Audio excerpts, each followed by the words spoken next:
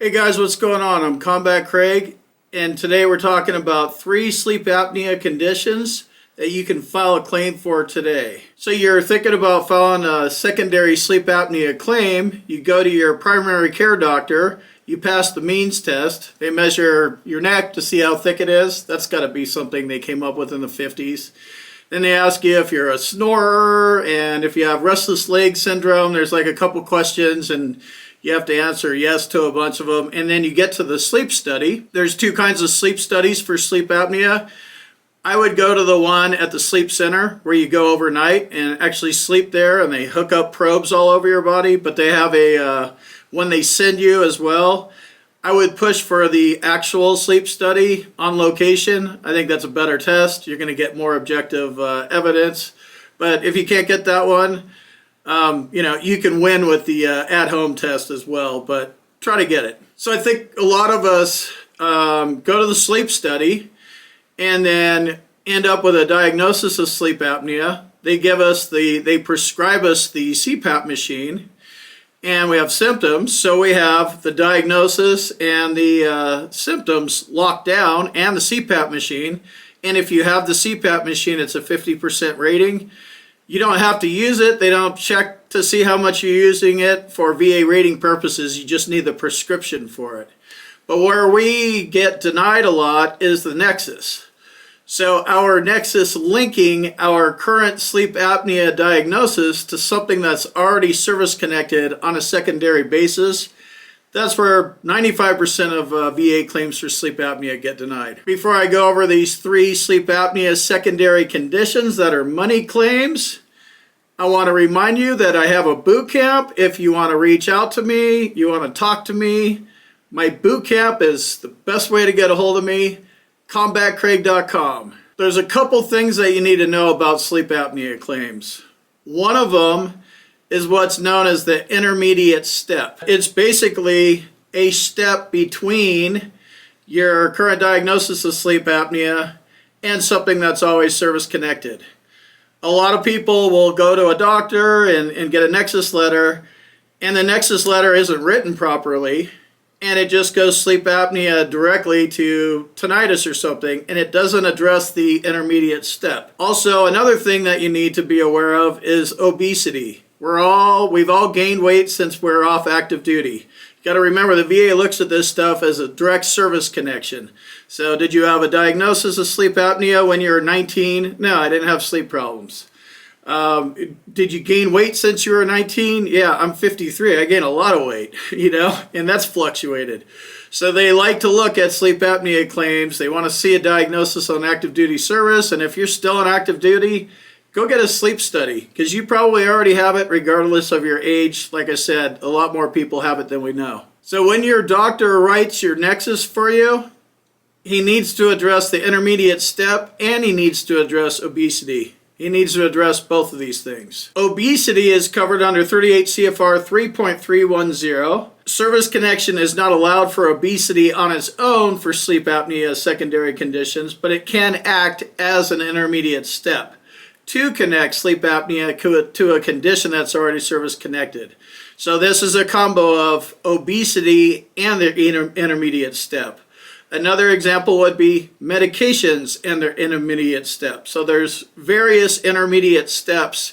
They need to be addressed, and your nexus needs to be written properly. So when it comes to obesity, they do not allow service connection on its own. But when you're using obesity as an intermediate step, here's what you need to know. But basically what this is saying is the service-connected disability caused the veteran to become obese. So in this case, let's just use back. So your back is jacked, and it caused you to become obese because you don't move anymore. I have a jacked back. I take medications, and I don't move around. It's caused me to gain weight. That's the first part. Number 2 is the obesity was a substantial factor in causing the claim condition.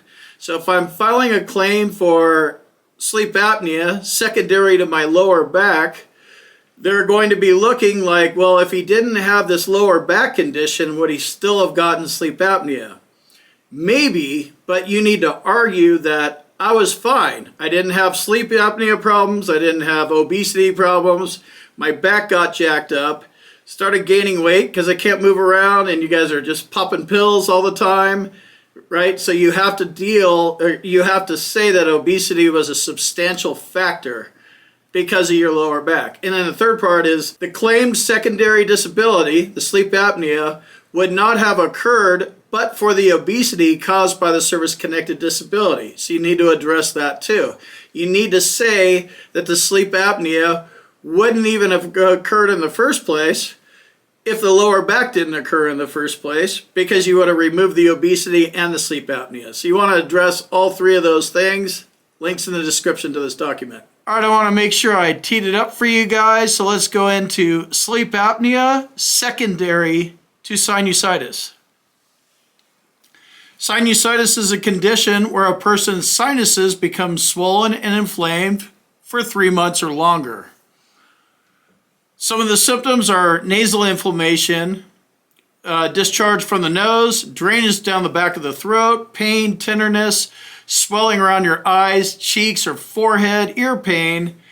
It's all over the place. Fatigue, cough. Let's hop over to a BVA decision where a veteran won sleep apnea secondary to sinusitis. I encourage you to go to bva.va.gov and look these things up. Entitlement to service connection for sleep apnea to include as secondary to service-connected sinusitis. Finding of fact, the veteran has sleep apnea that is aggravated by a service-connected sinusitis. In April, the doctor related the veteran had been diagnosed with obstructive sleep apnea. The doctor opined, that means he's given an opinion because he's a doctor and he can, that the veteran's sinusitis, which he had in service, could have contributed to his sleep apnea because of resulting nasal obstruction. At the VA exam, the C&P exam, the veteran was again diagnosed with sleep apnea. The examiner reviewed the claims file, your VA claims file. You always need to review your VA claims file, and conducted a clinical evaluation of the veteran. The examiner concluded that it was less likely than not the veteran's sleep apnea was incurred or caused by service. This is the barrier that they use. Less likely than not means your claim is sunk. You want at least as likely than not, or more likely than not, or is due to. So after all this was unraveled, VA examiner provided a complete rationale for his opinion, and consequently the board finds that service connection for sleep apnea is warranted as secondary to service-connected sinusitis. You have to get into the law. You have to get into it enough to understand what's going on.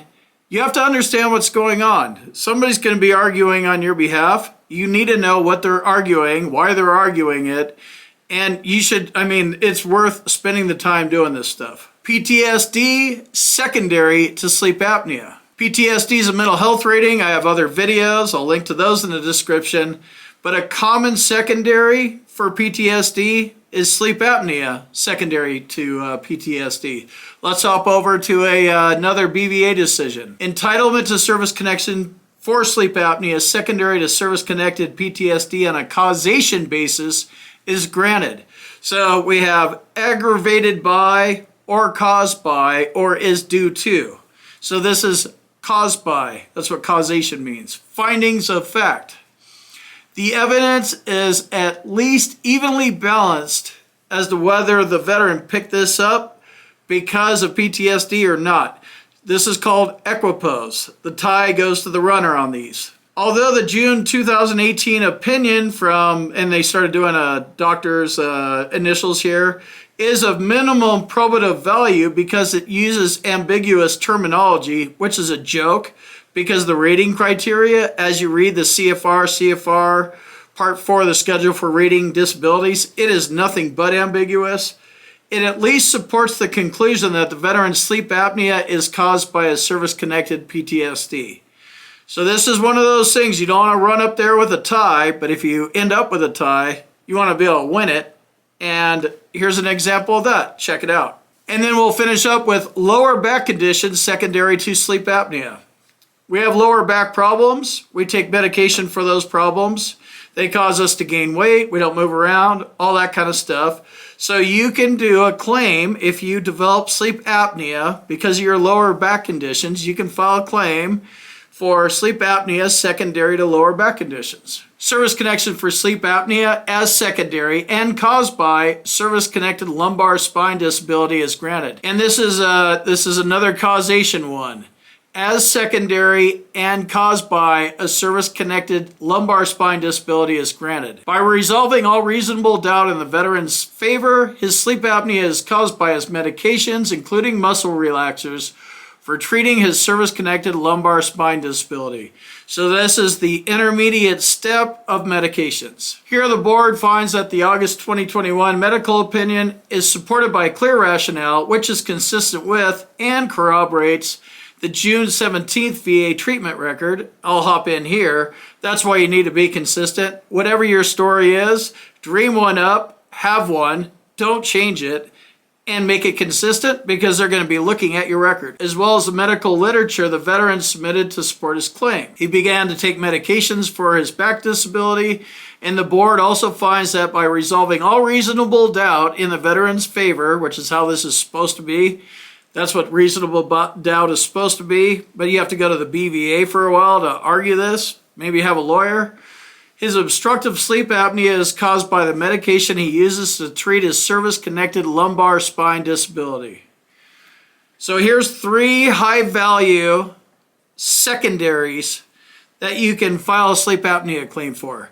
Sleep apnea secondary to sinusitis, sleep apnea secondary to PTSD, and sleep apnea secondary to a lower back condition. So it works all over the place.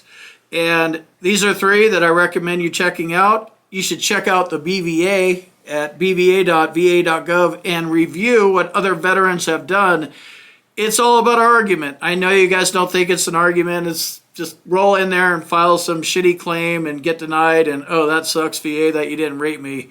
Be a little more scientific than that. Be a little more legal than that. Go read what other veterans have done, because it's going to make a huge difference.